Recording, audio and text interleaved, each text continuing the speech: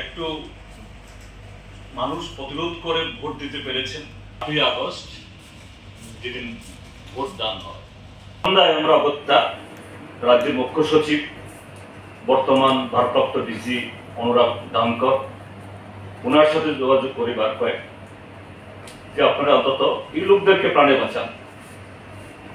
যাই হোক, তারা হস্তক্ষেপ করেন, এতে যারা আটকে ছিলেন সেখানে ভেতরে তারা কত ফিরে আসেন। কিন্তু গোটা এই রাজ্যের গণতন্ত্র, সাংবিধানিক অধিকার ভারতীয় জনতা পার্টি আবার রক্তাক্ত হল।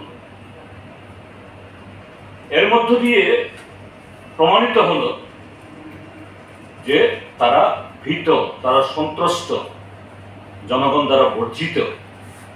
৭১% আসন এরকম ভাবে জবরদখল করার পরও বাকি ২৯% আসন দখল করার জন্য তাদের গোটা প্রশাসনকে স্থবির করে রাখতে হয়, আর গুন্ডা বাহিনী ব্যবহার করে সম্পূর্ণ আইন কানুন লঙ্ঘন করে এইভাবে এরা ডাকাতির চেয়েও আরো জঘন্য ঘটনা ঘটাতে পারে। তো আমরা এই জন্য যে শাসক দলের এই একনায়তন্ত্র প্রতিষ্ঠার এই চেষ্টার বিরুদ্ধে, তারা জবরদখল করে নিয়ে গেছে আলাদা জিনিস, কিন্তু এটা জনগণের রায় না, বরঞ্চ জনগণের অভিশাপ। তো সেই ক্ষেত্রেতে এর মধ্যেই যে মানসিকতা ত্রিপুরা জনগণ দেখিয়েছে, আমরা এটা কুর্নিশ করি এবং এই লড়াই চলতে থাকবে এবং আগামী দিন আরো জোরদার হবে।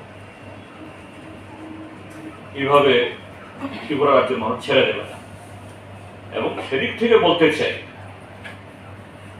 রাজ্যের শাসক দল তথা আমাদের দেশের বর্তমান শাসক দল তাদেরকে, তারা পারিপার্শ্বিক যে আমাদের এই দেশে বা দেশের এই পারিপার্শ্বিক অন্য দেশগুলোতে কি ঘটছে, এইভাবে একনায়তন্ত্র প্রতিষ্ঠার চেষ্টা এবং দুর্নীতি, তার বিরুদ্ধে যখন মানুষ উঠে দাঁড়ায় তখন মুহূর্ত দাঁড়িয়ে থাকা যায় না, তখন পালিয়ে বাঁচতে হবে। তো ত্রিপুরা রাজ্যের মানুষকেও আমরা অনুরোধ করবো শাসক দলকে সেদিকে ঠেলে